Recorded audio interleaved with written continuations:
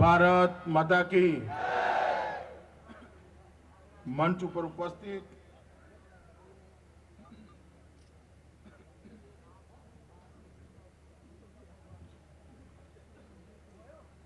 उपस्थित मेरे साथी और हरियाणा चुनाव के प्रभारी श्रीमान कैलाश विजयवर्गीय जी, यहाँ के प्रत्याशी श्रीमान उमेश अग्रवाल जी, श्री महेंद्र सिंह जी जो उत्तर प्रदेश से ये दो जिलों की चिंता करने के लिए यहां पर आए हैं, सुप्रसिद्ध क्रिकेटर श्रीमान चेतन शर्मा जी, कुलभूषण भारद्वाज जी जो हमारे कार्यकारी जिला अध्यक्ष है, मंच पर उपस्थित भारतीय जनता पार्टी का नेतृत्वगण और आज की ये विशाल सभा में उपस्थित गुड़गांव के माताओं, भाइयों और बहनों, मैं आज आने वाले चुनाव में भारतीय जनता पार्टी के प्रत्याशी अग्रवाल जी को आप लोग जिताए, इसके लिए मैं यहां आया हूं। मगर मेरे सामने जो जनसैलाब बैठा है उससे मुझे लगता है मुझे कहीं गांव में भेजा होता तो अच्छा था। अग्रवाल जी वैसे ही जीतने जा रहे हैं।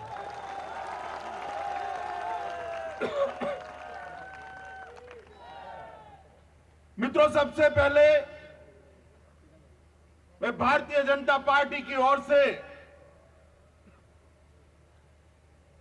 पूरे हरियाणा की जनता का हृदय से आभार मानना चाहता हूं, क्योंकि कुछ ही महीने पहले हम सब भारतीय जनता पार्टी के कार्यकर्ता हरियाणा की जनता के सामने आए थे और कहा था कि एक बार हरियाणा की जनता देश में भारतीय जनता पार्टी की सरकार बनाने का मौका दे। भारतीय जनता पार्टी 8 सीटों पर हरियाणा में चुनाव लड़ी थी और 8 में से 7 सीट हरियाणा की जनता ने मोदी जी की झोली में डाल दी। मोदी जी आज पूर्ण बहुमत के साथ भारतीय जनता पार्टी की सरकार के प्रधानमंत्री है, तो उसमें हरियाणा के जनता जनार्दन का बहुत बड़ा योगदान है।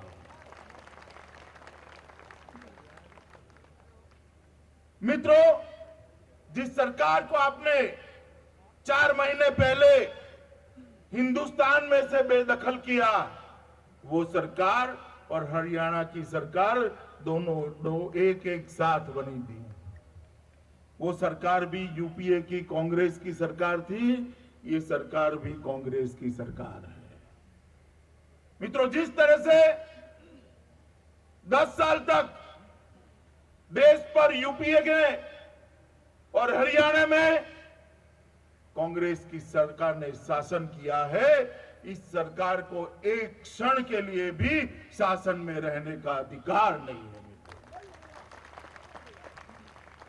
यूपीए की सरकार जब चल रही थी तब यूपीए 1, यूपीए 2 दोनों राज्यों में दोनों समय में इतने सारे घोटाले हुए कि मानो सरकार का नाम यूपीए की सरकार की जगह, मनमोहन सरकार की जगह घोटालों की सरकार पड़ गया।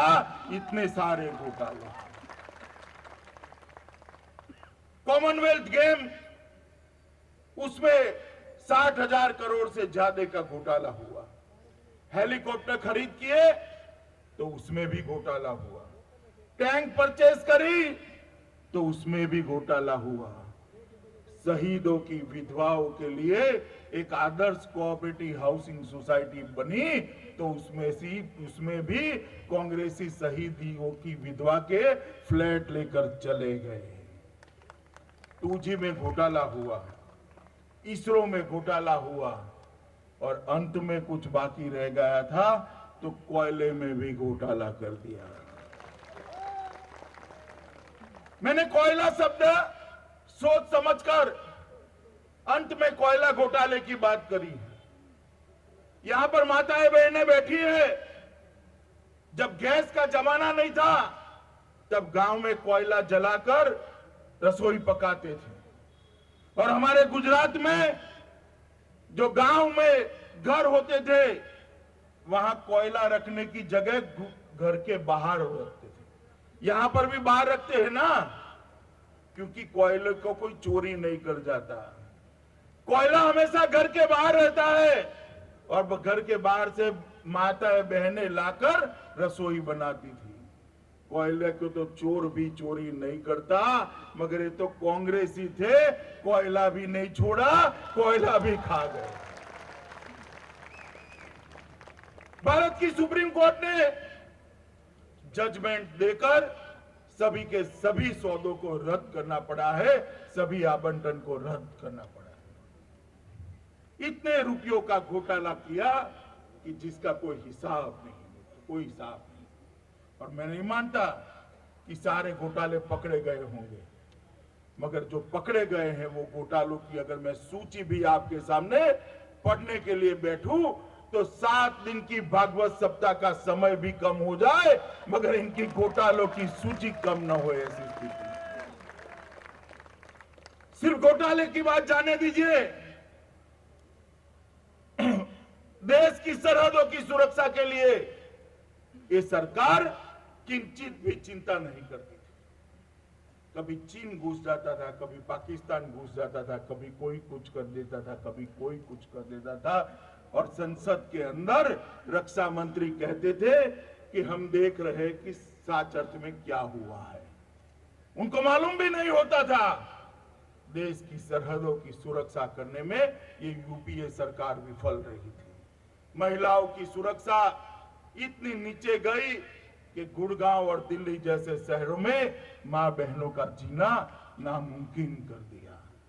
मित्रों, आंतरिक सुरक्षा में भी पूरे देश के अंदर बेइंतहा डिटोरिएशन हुआ। मंत्रियों के बीच में कभी बात ही नहीं होती। वित्त मंत्री और खाद्य आपूर्ति मंत्री कभी बात नहीं करते थे महंगाई जितनी बढ़नी है इतनी बढ़ जाए, क्योंकि हर मंत्री अपने आप को अपने विभाग का प्रधानमंत्री मानता था। और जो बेचारे प्रधानमंत्री थे उनको कोई प्रधानमंत्री ही नहीं मानता था। हर मंत्री अपने विभाग का प्रधानमंत्री बनकर बैठा था और प्रधानमंत्री बेचारा मौन होकर अपनी चैम्बर में अकेला बैठा था। इस तरह से प्रधानमंत्री पद की गरिमा को नीचे तक पहुंचाने का काम ये यूपीए सरकार ने किया। जब हम शासन में थे गए, एनडीए सरकार गई तो ग्रोथ रेट को हम 8% छोड़कर गए थे, इन्होंने 4.2% छोड़कर आज फिर से मोदी जी के हाथ में सत्ता थमाई। औद्योगिक विकास, कृषि विकास दर, युवाओं की रोजगारी, हर मामले में सरकार पिछड़ी। और मित्रों, इसी का कारण था कि देश की जनता ने यह फैसला लिया कि यहां सरकार बदलनी है और आज मोदी जी की सरकार बनी है। हरियाणा में भी 10 साल से कांग्रेस की सरकार चल रही है।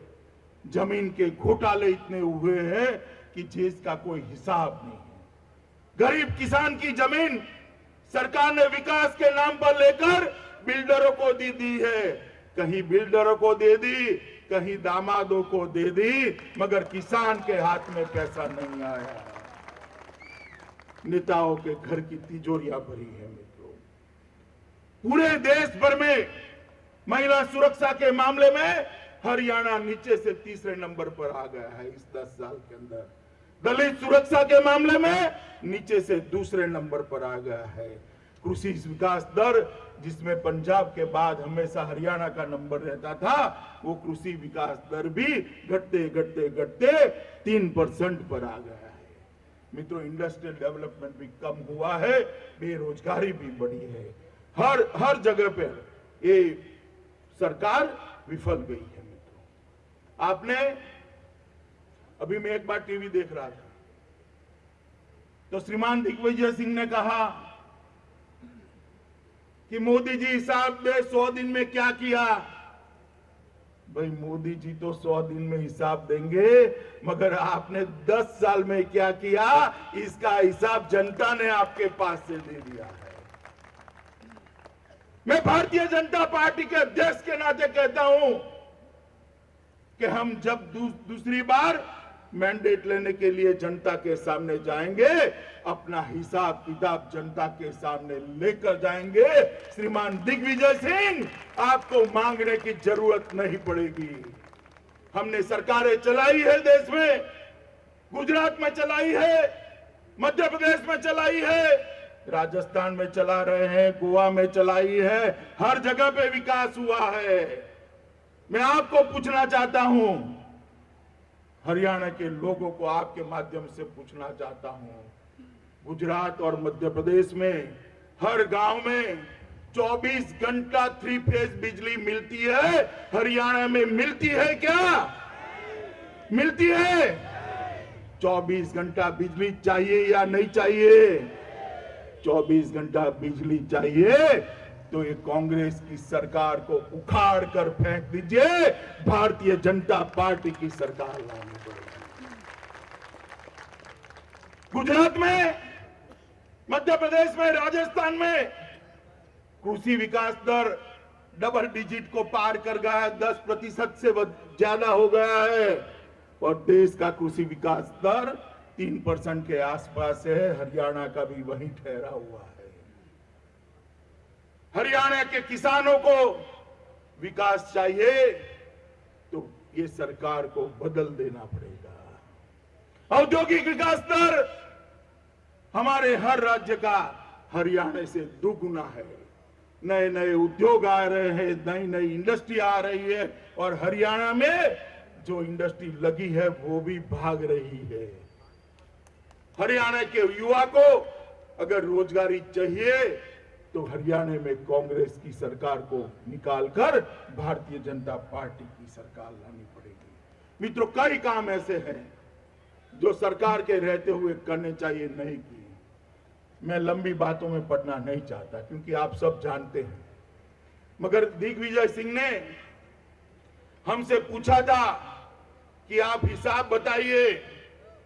देश की जनता ने उनको तो हिसाब बता दिया था कि दिग्विजय सिंह जी, आपकी पार्टी ने जो शासन किया है उसका परिणाम है कि इतनी सीटें भी नहीं मिलती जिससे विपक्ष का नेता पद आपको मिल जाए, इतनी भी सीटें नहीं मिलती।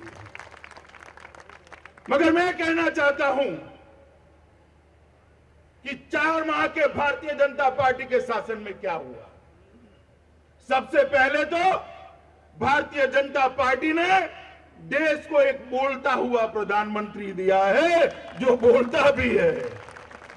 पहले तो प्रधानमंत्री की आवाज सुनने के लिए 10 साल तक तरस गए थे। अब ऐसा प्रधानमंत्री आया है जो कश्मीर में बाढ़ आती है तो बोलता है, जो सरहद पर जवान शहीद होता है तो बोलता है, लोगों की समस्याओं को लेकर परेशान रहता है। 15 अगस्त को जब नरेंद्र भाई झंडा तोलन कर रहे थे, राष्ट्रीय ध्वज को फहरा रहे थे और सामने बुलेट प्रूफ कार्स को नहीं देखा, तब देश के 100 करोड़ लोगों की छाती गदगद फूल गई कि एक ऐसा प्रधानमंत्री आया है जो हमारे साथ सीधी बात करता है। 50 साल से इस कांग्रेस की सरकारों ने बैंकों का राष्ट्रीयकरण किया था और ये कहकर किया था कि गरीब के लिए बैंकों के दरवाजे हम खोल देंगे, मगर 50 साल में देश की 50% जनता के पास एक बैंक अकाउंट भी नहीं था। देश के अर्थतंत्र में इनकी कोई हिस्सेदारी नहीं थी, कोई सहभागिता नहीं थी। नरेंद्र भाई ने 15 अगस्त को लाल किले पर से घोषणा की। आज चल रहा है सितंबर महीना। मित्रों, सितंबर तक 5 करोड़ गरीबों के बैंक अकाउंट जनधन योजना के तहत खुल गए और उनको 1 करोड़ का बीमा देने का काम किया है। स्वच्छता जैसी छोटी बात पर इस सरकार का ध्यान है। मोदी जी स्वच्छता को लेकर प्रधानमंत्री के भाषण में बोले हैं और 2 अक्टूबर से स्वच्छ भारत का अभियान शुरू होगा।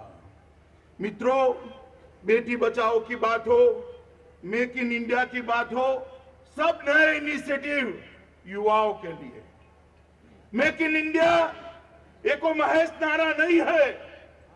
दुनिया भर के उद्योगों को उत्पादन करने के लिए हिंदुस्तान में जब बुलाते हैं तो जो नौकरियां बननी है वो हिंदुस्तान के युवा को मिलनी है और किसी को नहीं मिलनी है।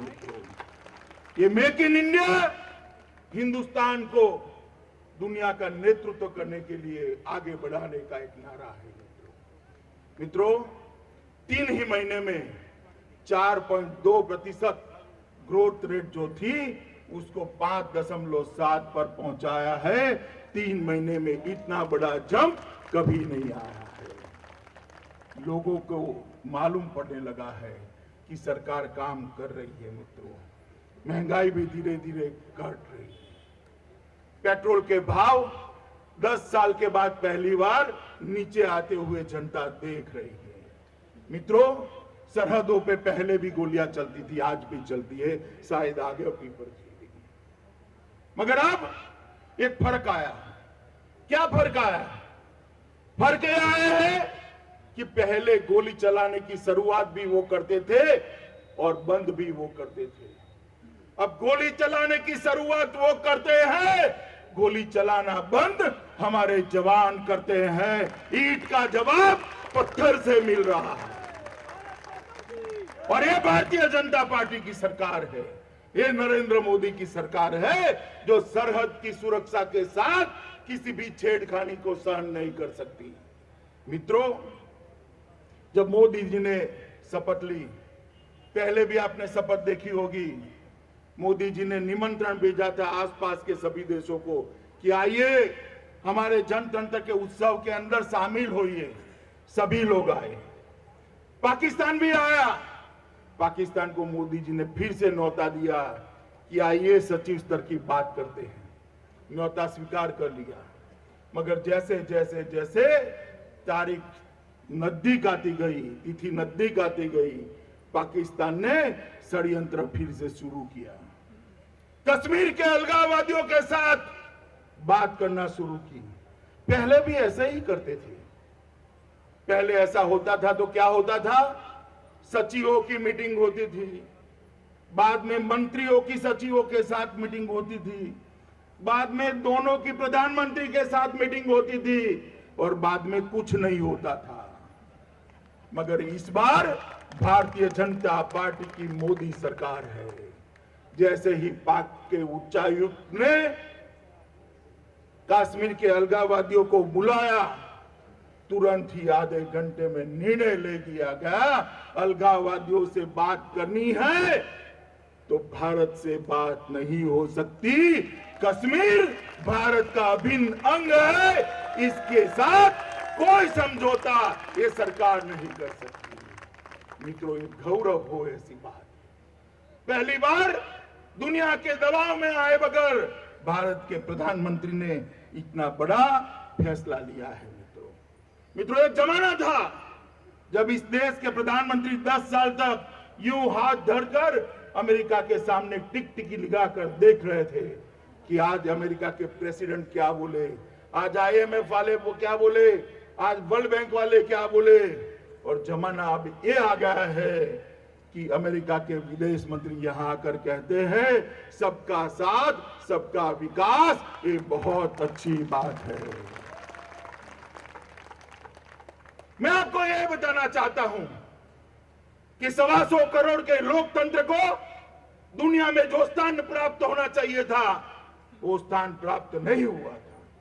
वो स्थान दिलाने का काम 4 ही महीने में नरेंद्र मोदी की भारतीय जनता पार्टी की सरकार ने किया है। आज हम टेलीविजन देखते हैं, प्रधानमंत्री जापान जाते हैं, तो दुनिया भर में समाचार है। चीन के राष्ट्रपति यहां आते हैं तो दुनिया भर में समाचार है। और प्रधानमंत्री यूएन की असेंबली में जाते हैं तो हिंदी में बोलकर दुनिया में अपने देश के गौरव को बढ़ाते हैं। यूएन और अमेरिका में हिंदी में भाषण देकर नरेंद्र भाई ने सिद्ध कर दिया है कि हम हमारी भाषाओं पर गौरव करते हैं। हमारा जो अच्छा है वो बहुत अच्छा है और इसके साथ हम कोई कॉम्प्रोमाइज नहीं कर सकते। मित्रों, बहुत सारे काम हुए, मैं गिनाना चाहूं तो भी गिना नहीं सकता, मगर मैं आपको विश्वास दिलाना चाहता हूं कि आपने जिस भरोसे से नरेंद्र मोदी के नेतृत्व को स्वीकार किया है, नरेंद्र भाई को जिस भरोसे से देश का प्रधानमंत्री बनाया है, जिस भरोसे से भारतीय जनता पार्टी को पूर्ण बहुमत दिया है, उस भरोसे को कभी आंच नहीं आएगी। दुनिया का नंबर 1 देश हिंदुस्तान निश्चित बनेगा। मित्रों, हम हरियाणा में खड़े हैं। हरियाणा के अंदर हरियाणा की जनता ने कभी चौटाला तो कभी हुड्डा, कभी हुड्डा तो कभी चौटाला, कभी चौटाला तो कभी हुड्डा, यही किया है ना, यही किया है। गांवों में ना विकास हुआ, ना शहरों में कानून और व्यवस्था की स्थिति ठीक करी हुई, ना महिलाओं का सम्मान हुआ, ना कृषि का विकास हुआ, ना रोजगार मिला, ना उद्योग का विकास हुआ। क्या हुआ? जमीनों के घोटाले और घपले। एक आता है तो लूट लेता है और दूसरा आता है तो ठोकता है। ठीक है ना? ठीक नहीं है। मैं ऐसा बोला तो नीलखेड़ा में एक युवा खड़ा हो गया कि भाई साहब थोड़ा सुधार करिए। मैंने बोला क्या? कि दूसरा तो लूटता भी है और ठोकता भी है, दोनों करता है। हमें ना लूटने वाला चाहिए ना ठोकने वाला चाहिए। हमें हरियाणा की जनता जनार्दन को भगवान मानकर उसके विकास के लिए अपना जीवन खपा देने वाला कार्यकर्ता चाहिए, ऐसा मुख्यमंत्री चाहिए। और मित्रों, वो भारतीय जनता पार्टी दे सकती है और कोई नहीं दे सकता।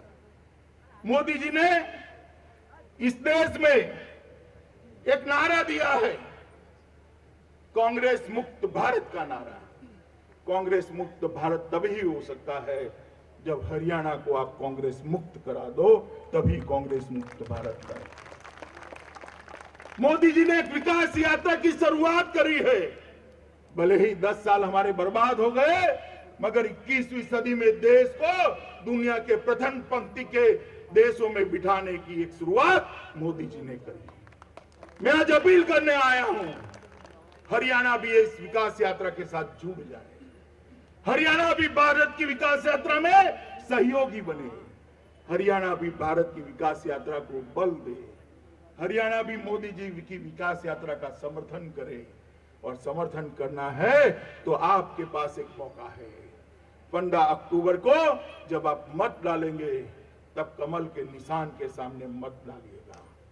और भाई अग्रवाल को, जरा आगे आओ भाई अग्रवाल को भारी बहुमत से जिताकर हरियाणा की विधानसभा में भेजिए।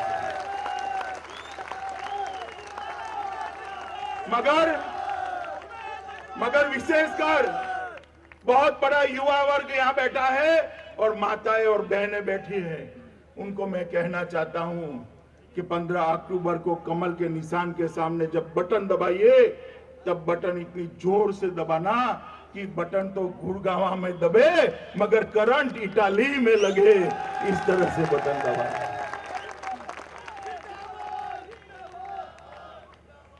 मित्रों, ये वीरों की भूमि है, किसानों की भूमि है, ये रमतवीरों की भूमि है, ये पहलवानों की भूमि है। यहाँ पर जितने संसाधन पड़े हैं, यहाँ जितना पोटेंशियल पड़ा है, शायद ही देश के किसी एक राज्य के अंदर पड़ा है। और अगर इसको आगे लेना जाना है तो मोदी जी का साथ दीजिए। यही बात कर मैं मेरी बात को समाप्त करता हूं। मेरे साथ दोनों हाथ खड़ा कर मुट्ठी बांधकर भारत माता की जय बोलिएगा। भारत माता की, भारत माता की, भारत माता की, वंदे मातरम।